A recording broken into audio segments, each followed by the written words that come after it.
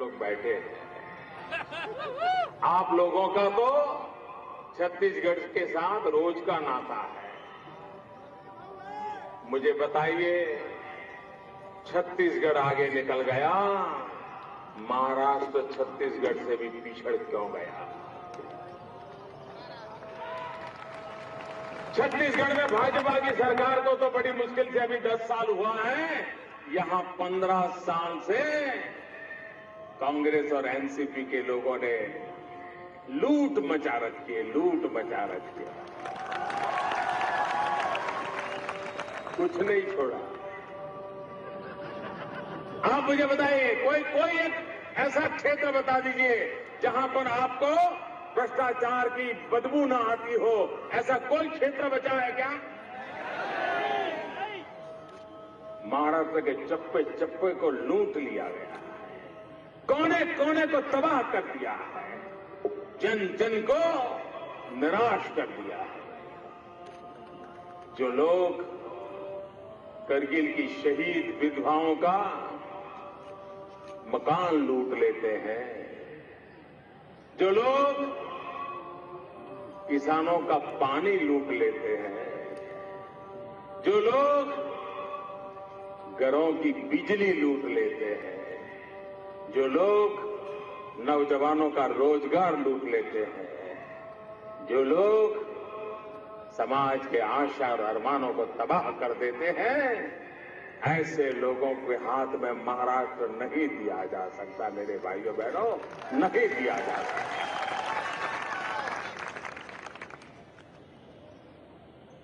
यहां बहुत बड़ा आदिवासी समाज रहता है। 60 साल बीत गए, अरबों खरबों रुपयों के बजट रुपये तिजोरी से निकल गए, लेकिन आदिवासी इलाके में क्यों नहीं पहुंचे? आदिवासी के घर तक क्यों नहीं पहुंचे? आदिवासी के जीवन में बदलाव क्यों नहीं आया? और क्या कारण है कि बगल के छत्तीसगढ़ में उसी आदिवासी के जीवन में तेज गति से बदलाव आया? उसका कारण क्या? वन पैदाशों की जो जंगलों में पैदावार होती है, उसके दाम गोंदिया के आदिवासियों से ज्यादा छत्तीसगढ़ के आदिवासियों को क्यों मिलते हैं? जो मजदूरी का पैसा गोंदिया क्षेत्र के आदिवासियों को मिलता है, उससे ज्यादा पैसा छत्तीसगढ़ के आदिवासियों को मिलता है। ये फर्क क्यों है? क्योंकि यहां की सरकार को न आदिवासियों की चिंता है, न गरीबों की चिंता है, उनका तो 1 पॉइंट प्रोग्राम है। आपको लगता होगा यहां 2 दल है, कांग्रेस और एनसीपी। ये गलती मत करना, ये 2 दल नहीं है, ये एक ही दल है, एक ही दिल है, ये एक ही चप्पे, कट्टे बट्टे के चप्पे हैं। दोनों की आदतें समान है, इरादे समान है, मकसद एक है। और ये राष्ट्रवादी नहीं है, ये भ्रष्टाचारवादी है। और इसलिए भाइयों बहनों, बहुत हो चुका। 60 साल तक जितना लूटा लूट लिया। अब मेरे नौजवानों, तय करो, यह देश किसी को लूटने नहीं दिया जाएगा। ये महाराष्ट्र किसी को लूटने नहीं दिया जाएगा। ये संकल्प करने का समय है। ये चुनाव कौन आमदार बने कौन न बने इसके लिए नहीं है। ये चुनाव महाराष्ट्र का भाग्य का क्या होगा उसका फैसला करने के लिए चुनाव है। क्या कारण है महाराष्ट्र की दशा हुई? हिंदुस्तान में सबसे ज्यादा आतंकवाद की घटनाएं कहीं घटती है तो आज महाराष्ट्र की धरती पर घटती है। हिंदुस्तान में उत्तर प्रदेश के बाद सबसे अधिक कौमी दंगे कहीं हुए हैं तो कांग्रेस और एनसीपी के राज्य में महाराष्ट्र में हुए थे भाई।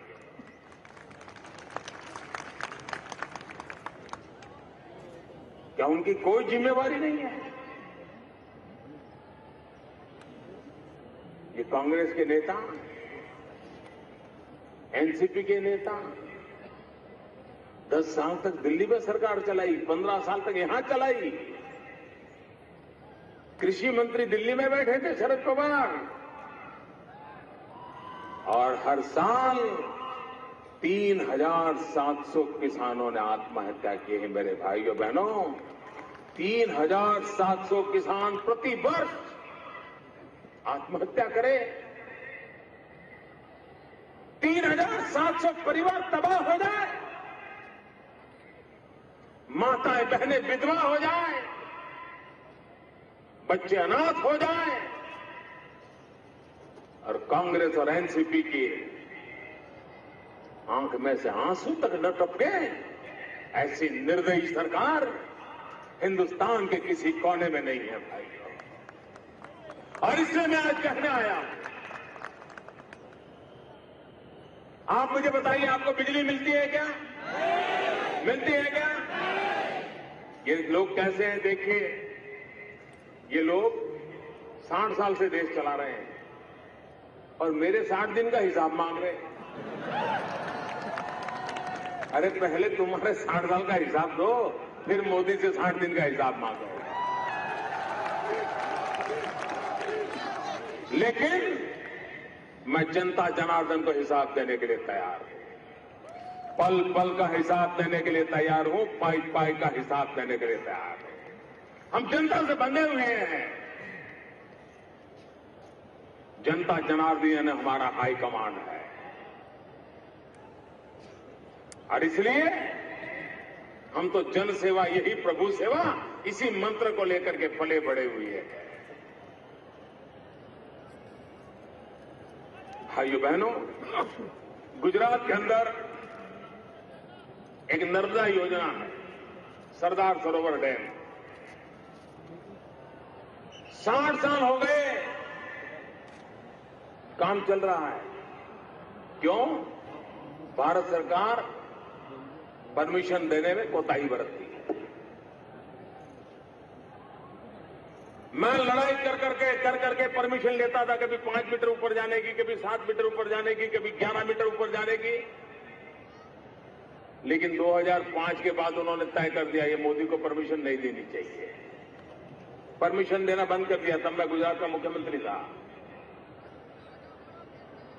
उस योजना को अधूरी रखने के कारण कांग्रेस ने महाराष्ट्र के साथ कितना बड़ा अन्याय किया है, वो जानकारी मैं गोंदिया के नागरिकों को देना चाहता हूं। वो प्रोजेक्ट अगर पूरा हो गया होता, हर वर्ष 400 करोड़ रुपए की बिजली मुफ्त में महाराष्ट्र को मिलने वाली थी।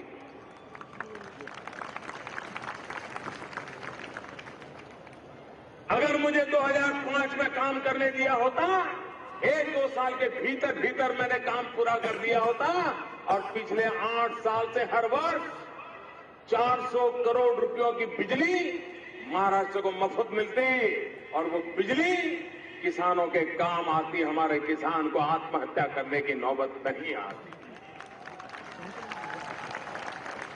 लेकिन दिल्ली में बैठी हुई कांग्रेस सरकार ने हमको वो परमिशन नहीं दी। कांग्रेस मुझे पूछती है 60 साल में क्या किया? दिल्ली में सरकार में आते ही 15 दिन में वो सरदार सरोवर डैम का काम चालू कर दिया, और मैं महाराष्ट्र के भाइयों बहनों विश्वास दिलाता हूं, 1 साल 2 साल के भीतर भीतर काम पूरा हो जाएगा, और आपको 400 करोड़ रुपए की बिजली मुफ्त में मिलना शुरू हो जाएगा।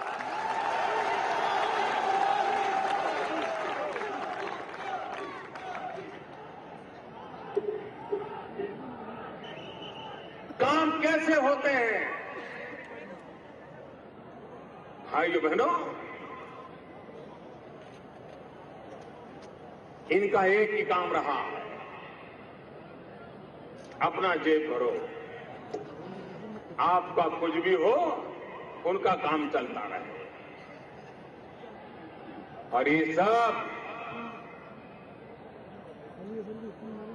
बेपरवाह लोग हो गए, लाज शर्म तक नहीं रही है, उनको कोई संकोच नहीं हो रहा है। और इसलिए भाइयों बहनों, मैं आज आपसे आग्रह करने आया, महाराष्ट्र को तबाही होने से बचाना है तो आप लोगों को एक पूर्ण बहुमत वाली स्थिर सरकार चुनना जरूरी है। युति वाला जमाना समाप्त हो चुका भाइयों। अब महाराष्ट्र को आगे बढ़ना है तो पूर्ण बहुमत वाली सरकार चाहिए। आपके पड़ोस में छत्तीसगढ़ पूर्ण बहुमत से 10 साल से काम कर रहे हैं, तेज गति से आगे बढ़ रहे हैं। आपके बगल में मध्य प्रदेश पूर्ण बहुमत के साथ काम कर रहे हैं, तेज गति से आगे बढ़ रहे हैं। बीमारू राज्य गिने जाते थे, बीमारू से बाहर आ गए। महाराष्ट्र भी हिंदुस्तान का नंबर 1 राज्य बन सकता है भाइयों, नंबर 1 राज्य बन सकता है। और इसलिए मैं आपसे आग्रह करने आया, आप मुझे बताइए, हमारा हिंदुस्तान हजारों साल से हिंदुस्तान है कि नहीं है? मुझे सबकी जवाब चाहिए, सबकी आवाज चाहिए, वो ऊपर वाले भी जवाब दें। हजारों साल से हिंदुस्तान है कि नहीं है? आजादी की लड़ाई लड़े तब भी हिंदुस्तान था कि नहीं था? आजादी के बाद भी हिंदुस्तान है कि नहीं है? कांग्रेस के राज में भी हिंदुस्तान है कि नहीं है? लेकिन कभी दुनिया में हिंदुस्तान का डंका बजता था क्या? अमेरिका में कोई पूछता था क्या? आज बज रहा है कि नहीं बज रहा है? हिंदुस्तान का लोहा मानते हैं कि नहीं मानते हैं? दुनिया को हिंदुस्तान को स्वीकार करना पड़ रहा है कि नहीं करना पड़ रहा है? कारण क्या है? कारण क्या है? क्या कारण है माताएं बहनें? क्या कारण है? मोदी कारण नहीं है, ये मोदी का जादू नहीं है, नहीं ये मोदी का करिश्मा है। ये तो 125 करोड़ देशवासियों की ताकत है,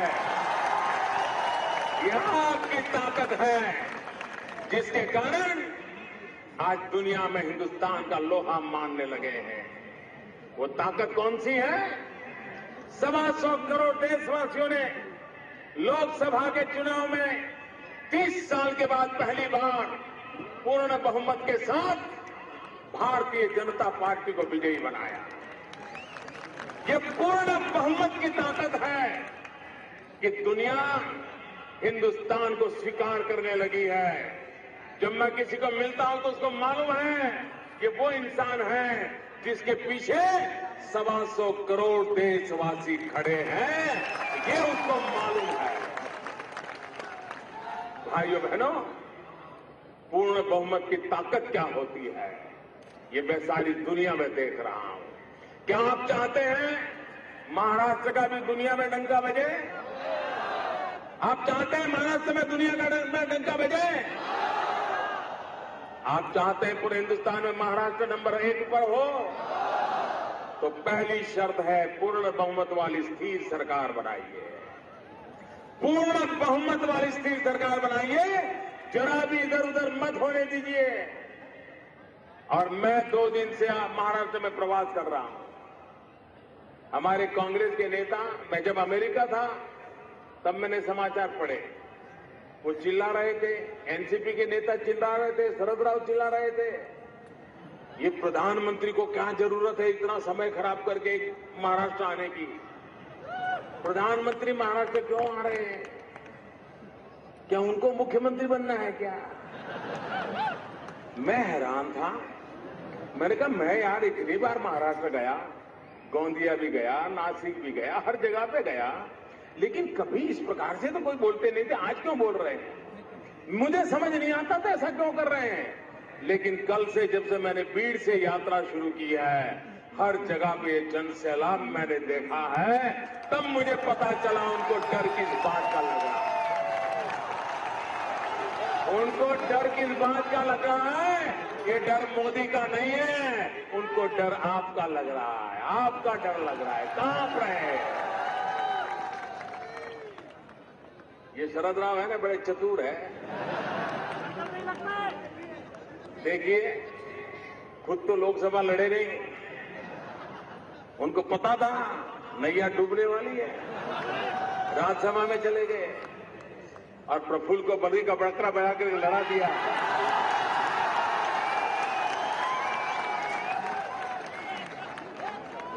और